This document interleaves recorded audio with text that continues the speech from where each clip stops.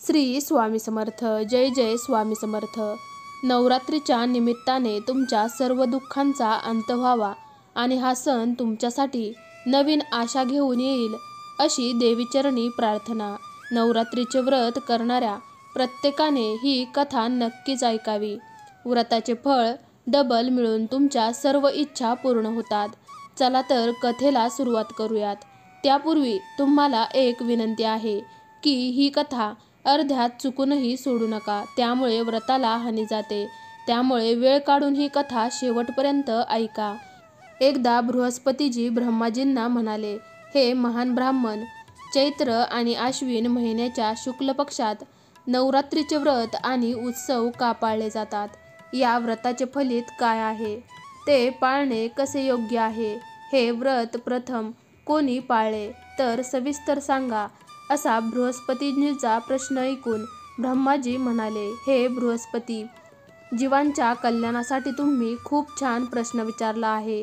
धन्य ते लोक जे दुर्गा, महादेव, सूर्य आणि नारायण यांचे ध्यान करतात, जे त्यांच्या इच्छा पूर्ण करतात. हे नवरात्रीचे व्रत सर्व मनोकामना पूर्ण करणार आहे.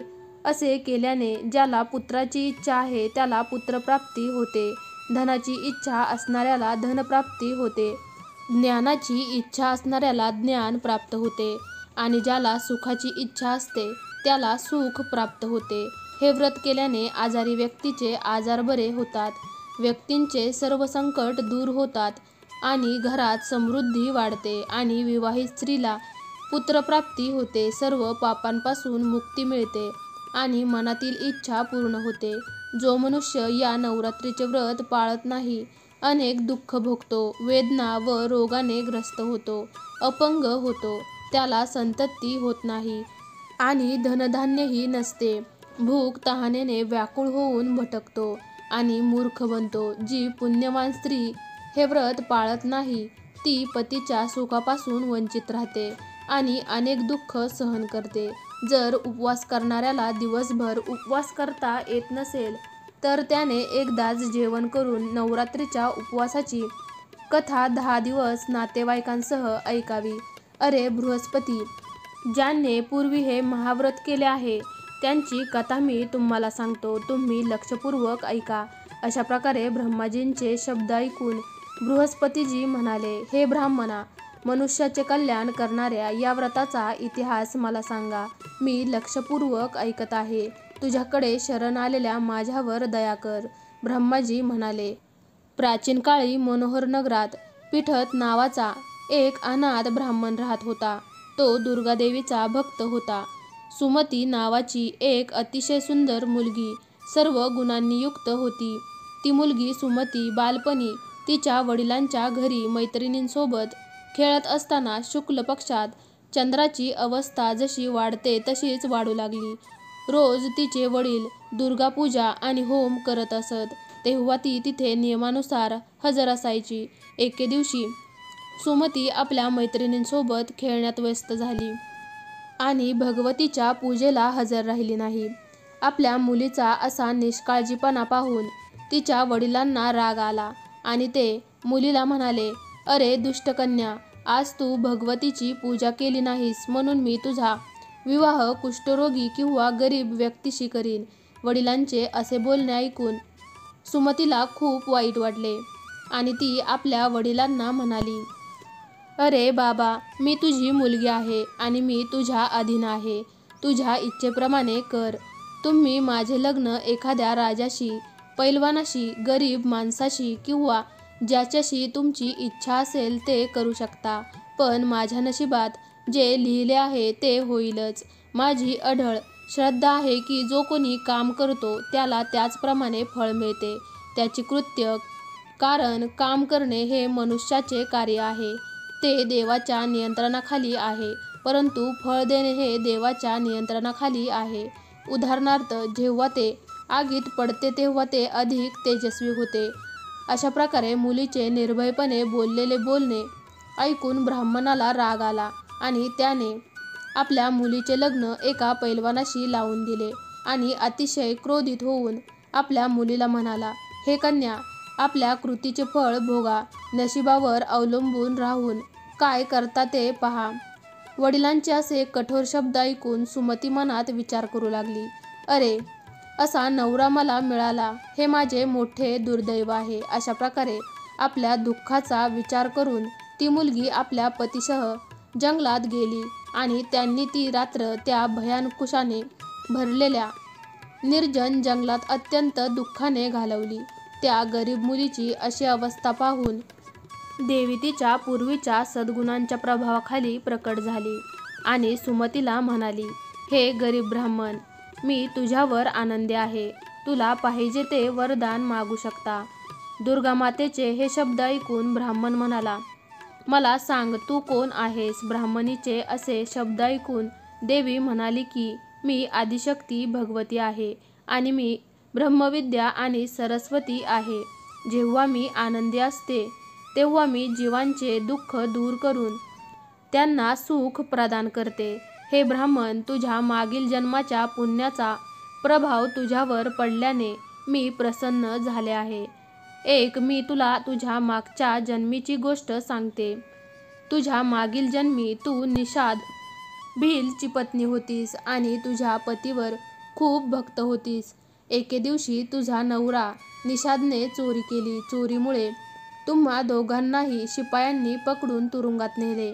त्यांनी तुला आणि तुझ्या पतीला जेवणही दिले नाही. अशा प्रकारे नवरात्रीच्या दिवसात तुम्ही काहीही खाल्ले नाही, पाणी प्यायले नाही. अशा प्रकारे 9 दिवस उपवास कर. हे ब्राह्मण, त्या दिवसात केलेल्या व्रताच्या प्रभावानेच प्रसन्न होऊन मी तुला इच्छित वरदान देते. तुला जे पाहिजे ते माग. असे दुर्गेचे बोलणे ऐकून ब्राह्मण म्हणाला, हे दुर्गा, जर तू माझ्यावर प्रसन्न आहेस, मी तुला नमन करतो. माझ्या पतीचा कुष्ठरोग बरा कर. देवी म्हणाली, त्या दिवसात जे सत्कर्म केले होते त्यातले 1 दिवस तुझ्या पतीचा कुष्ठरोग बरा होण्यासाठी अर्पण कर. त्या सत्कर्मांच्या प्रभावाने तुझा पती कुष्ठरोगापासून मुक्त होईल. ब्रह्माजी म्हणाले.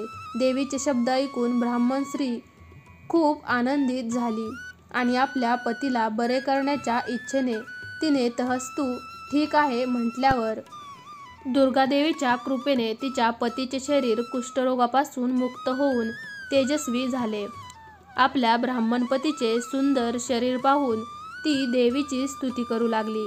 हे दुर्गा, दुःख दूर करणारी, तिन्ही लोकांचे दुःख दूर करणारी, सर्व दुःख दूर करणारी, आजारी लोकांना बरे करणारी, इच्छित आशीर्वाद देणारी आणि दुष्टांचा नाश करणारी जगाची आई तू आहेस. हे अंबे, माझ्या वडिलांनी माझे एका निष्पाप मुलाचे लग्न एका कुस्तीपटूशी केले आणि मला घरातून हकलून दिले.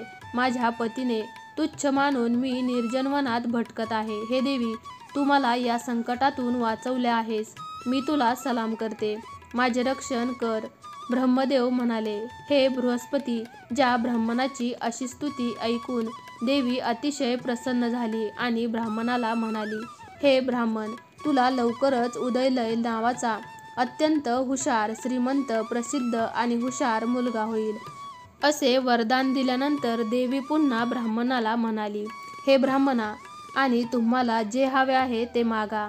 भगवती दुर्गेचे असे शब्द ऐकून सुमती म्हणाली, हे भगवती दुर्गा, जर तुम्ही माझ्यावर आनंदी असाल तर कृपया मला नवरात्रीच्या व्रताची पद्धत आणि त्याचे परिणाम सविस्तर सांगा.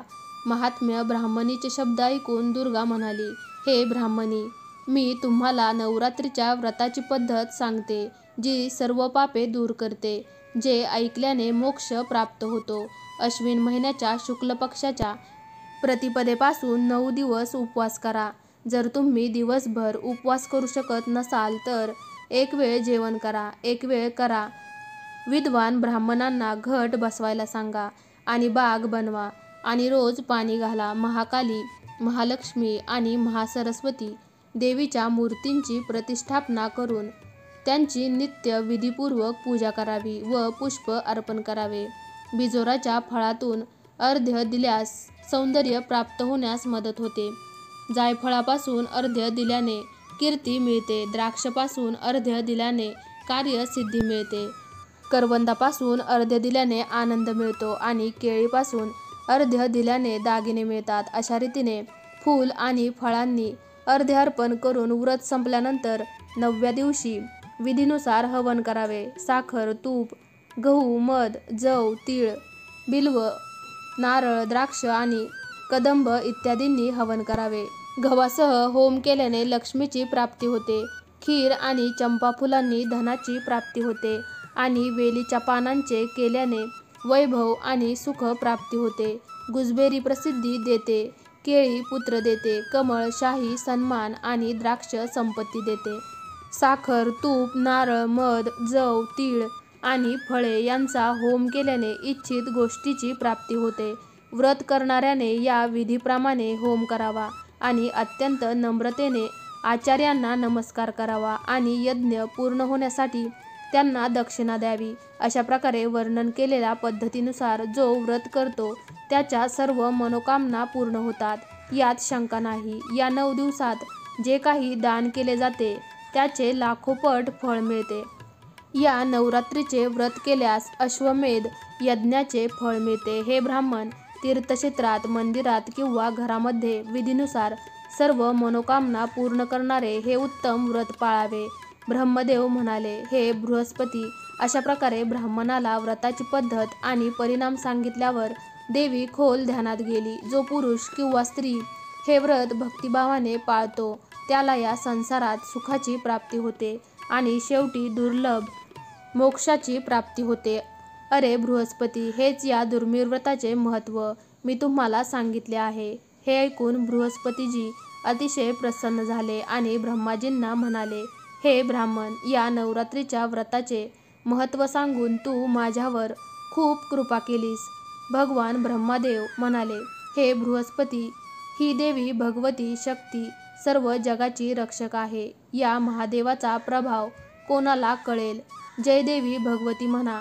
उपवास करण्याची पद्धत. सकाळी आपली दिनचर्या उरकून स्नान करून नवरात्रीमध्ये दुर्गादेवीचे ध्यान करून मंदिरात किंवा घरी या कथेचे पठण करावे. हे व्रत विशेषतः मुलींसाठी फायदेशीर आहे.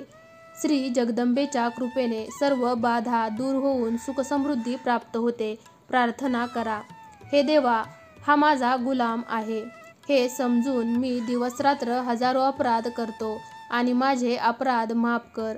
अरे देवा, मला आमंत्रण, विसर्जन आणि पूजा कशी करावी हे माहीत नाही. मला क्षमा कर. हे सर्वेश्वरी, कृपा करून मी केलेली मंत्ररहित, कृतीरहित भक्तिपूजा स्वीकारा. अरे देवा, अज्ञानामुळे, चुकींमुळे किंवा मनाच्या गोंधळामुळे जी कमतरता किंवा अतिरेक झाला असेल त्याबद्दल क्षमा करा आणि आनंदी राहा. मंत्राचा जप करा. ओम ए ही क्लीम चामुंडाय विचाराय नमः. तुमची इच्छा पूर्ण करण्यासाठी या मंत्राचा 108 वेळा किंवा तुमच्या सोयीनुसार जप करा. तुम्हाला त्याचे योग्य ते फळ मिळेल. देवीचा आशीर्वाद सदैव तुमच्यासोबत राहील. तुम्ही ही कथा खूप मन लावून ऐकल्याबद्दल तुमचे खूप खूप आभार.